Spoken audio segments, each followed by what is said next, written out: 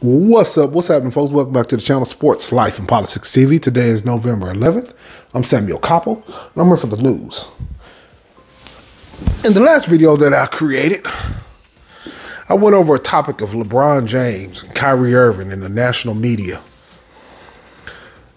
and how they all turned on Kyrie Irving in an instant.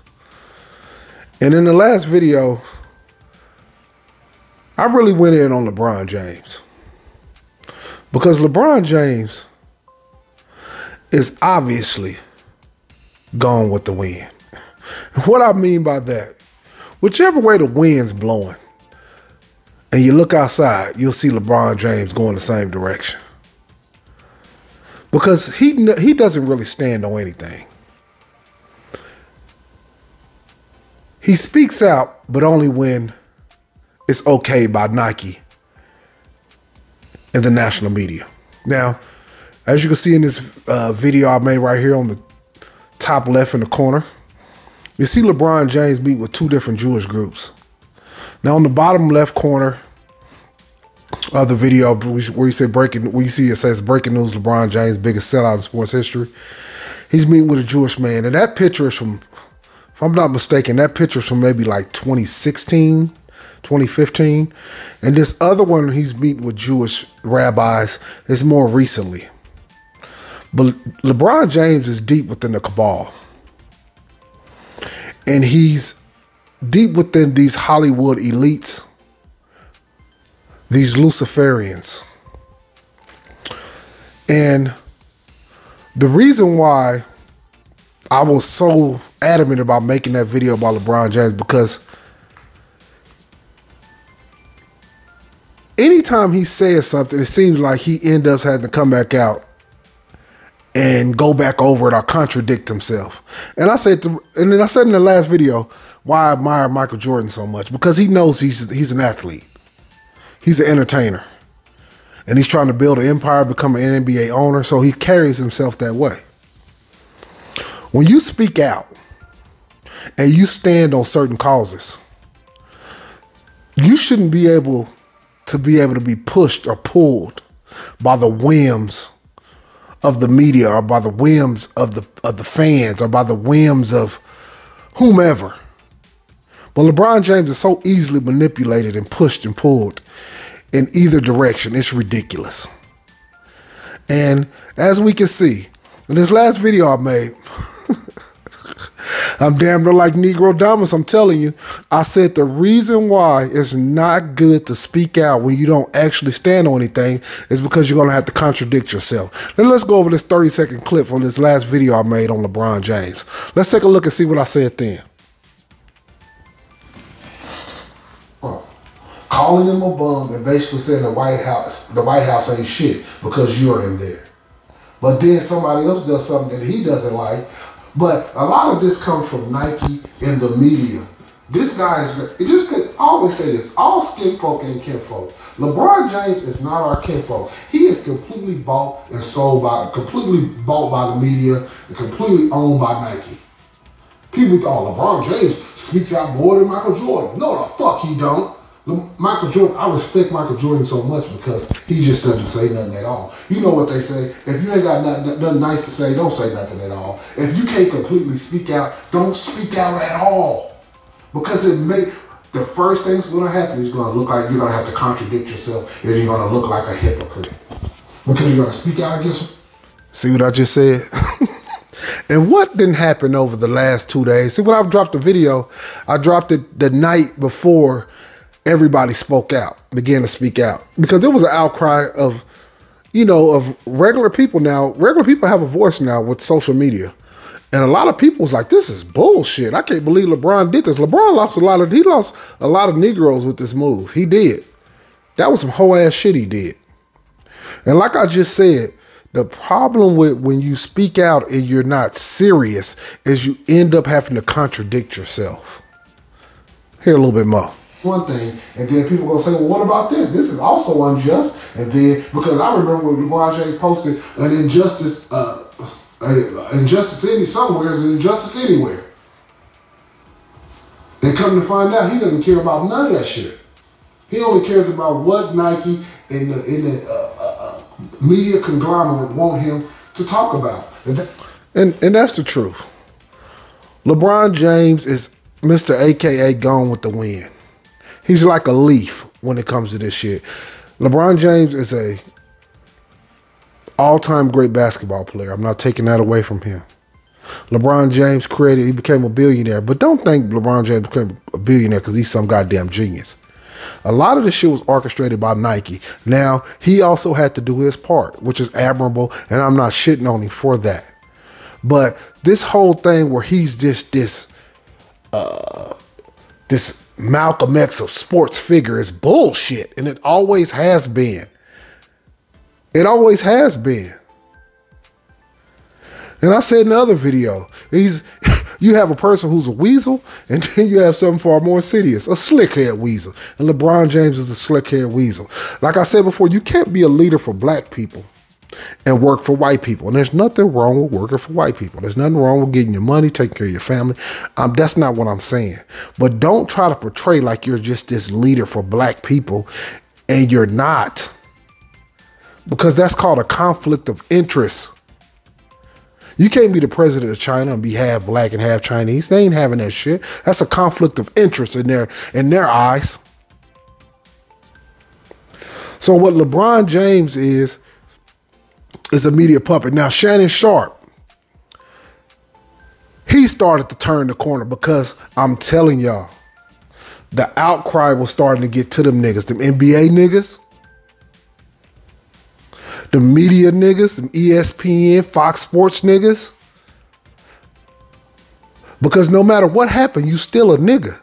You will get your nigga wake-up call. LeBron James' nigga wake-up call is right around the corner. He just doesn't see it.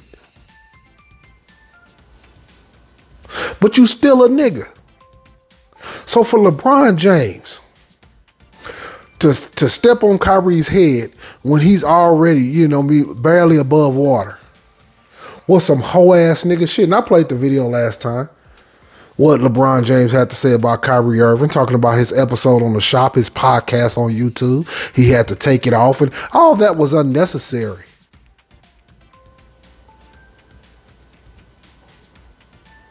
That was Jewish fellatio he was giving.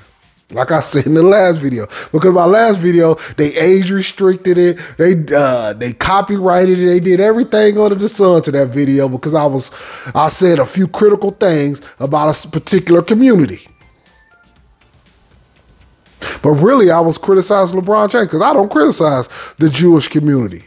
They doing what they supposed to do. Everybody wants to be in power. I want the Negro to be in power. Are we ready for it right now? Probably not. But that don't mean we shouldn't be striving for eventually for us to be in power. Are you out your damn mind? But let's see what LeBron James had to say in his tweet. Let's take a look. Fair use, fair use. I'm using all these videos for educational purposes only.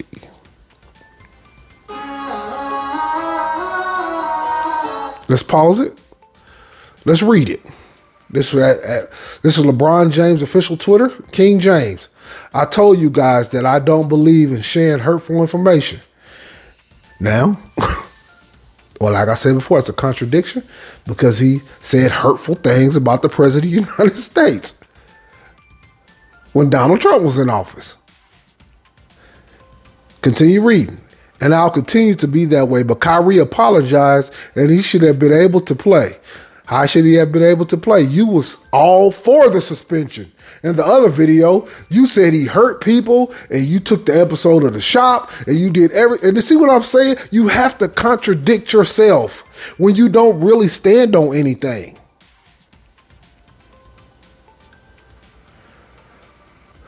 And I'll continue to be that way, but Kyrie Irving apologized and he should be able to play. That's what I think. Nigga, you don't think nothing but of yourself. And that's simple. Help him learn. Nigga, help him learn what? That Negroes are the original Jews? He already know that. Nigga need to help you learn. Just because you've dove into the cabal and you're constantly on your knees around these Hollywood elites. Because listen to me, y'all. For the average Negro, they look at LeBron James as just this God and this, that, and the third, and he's all that in a bag of chips. But when the community, I mean, but the people he run with, the world that he's in, he ain't no big dog. He ain't no big dog with them Jewish billionaires. He ain't no big dog running with them people in Hollywood. He's a little fry. He has to go to them to get money to make Space Jams 2. One of the worst movies in the history of all movies. It say, help him learn. I mean, this nigga knows no bounds. But he should be playing what he's asked to do. Why you didn't say in the first place that he should be playing? Why he didn't say that in the first video that, hey, Kyrie Irving apologized, so he should be playing? He had that opportunity. He didn't do that. He buried that nigga.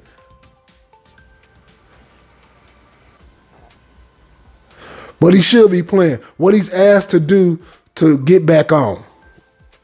Then he had one more tweet. It say the floor, I think, is excessive, in my opinion. He's not the person that he's being portrayed of him. Why you didn't say that? Always back, he said, anyways, back to my rehab. The reason why he threw this tweet out, because the chatter was getting louder and louder. You's a bitch ass nigga. And they wasn't saying those words exactly, but that's the sentiment. You a hoe ass nigga. You ain't what there's a lot of people, you ain't what we thought you were.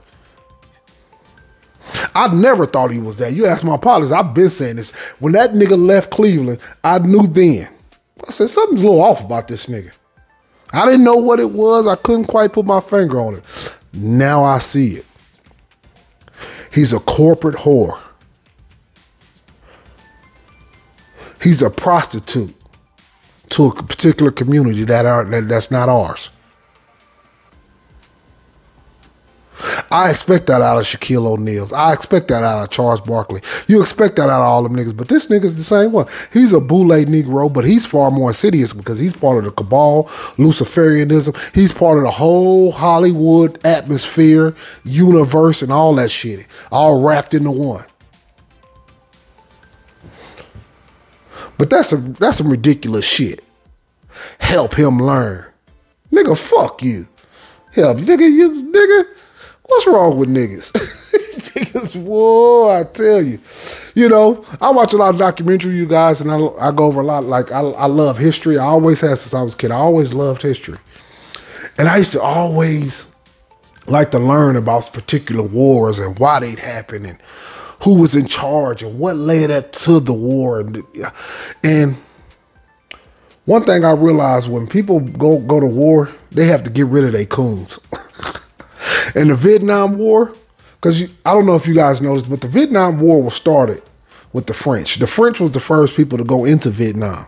And when they were in Vietnam, they were doing the most. They had guillotines. They was cutting off Vietnamese head. They had them as slaves. And they had a whole coon class in Vietnam. A whole coon class, you guys, in Vietnam. And when the war with the French broke out in the late, I think it was the 1950s, if I'm not mistaken, you can correct me in the comments. I think it was the late 1950s when the war broke out with the French. No, it might have been a little earlier than that, but it might have been the early 50s when the war broke out with the French. The Vietnamese, the first thing they did, they got rid of all the coons. All the people who were selling out and doing all this other shit, they got rid of them people. You can't run no society. You can't gain power with these type of people. And I will say this.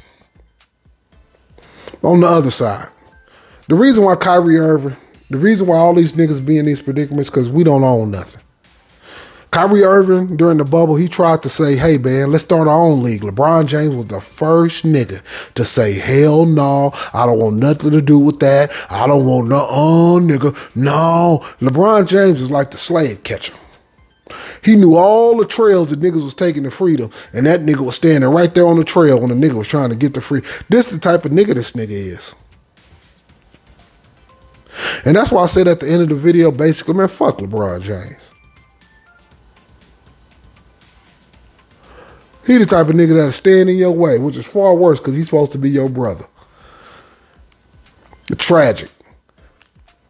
And before this video, and let's just see what LeBron James said then when he had the opportunity to say all the stuff he just said yesterday.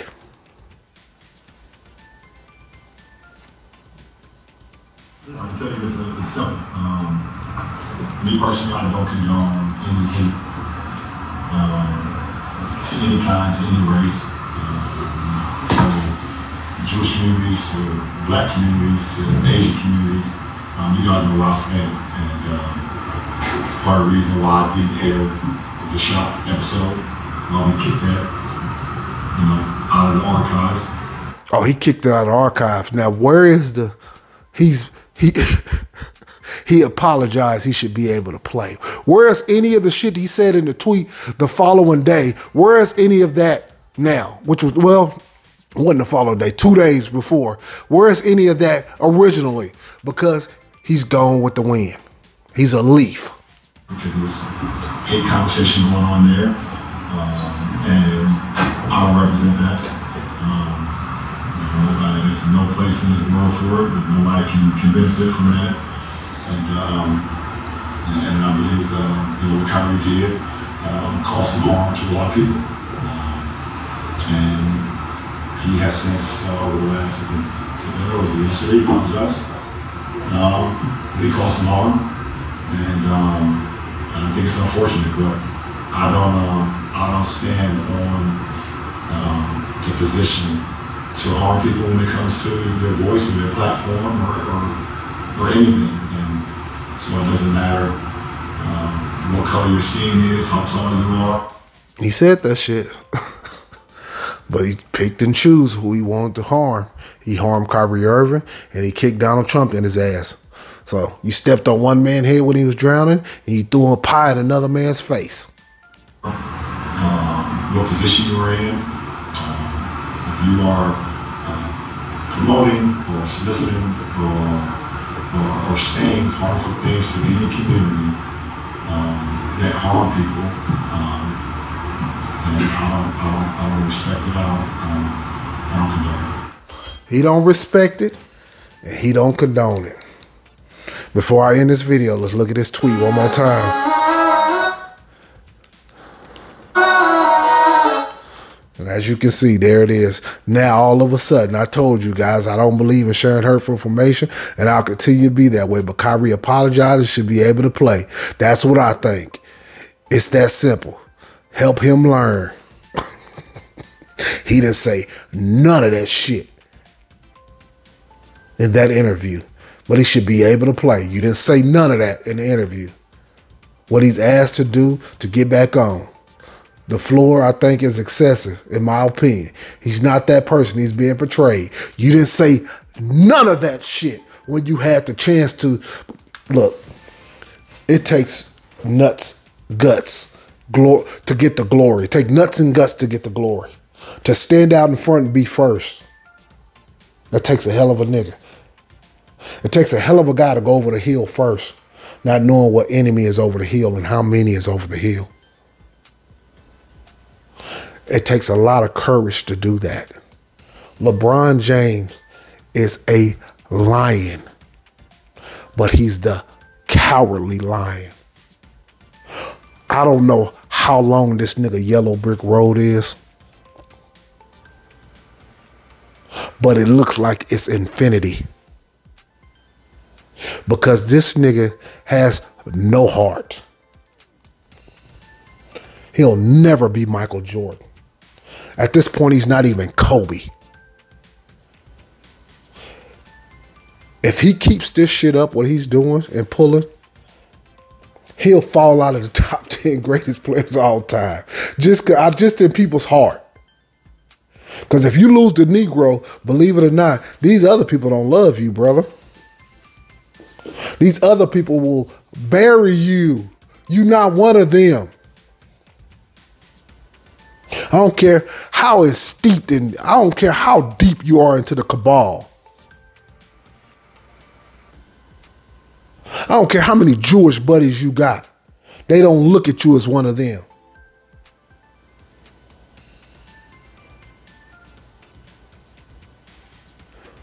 LeBron James, a.k.a. Mr. Gone with the Wind. Whichever way the wind blows, look outside, you'll see LeBron James blowing in the same direction. He's a lion,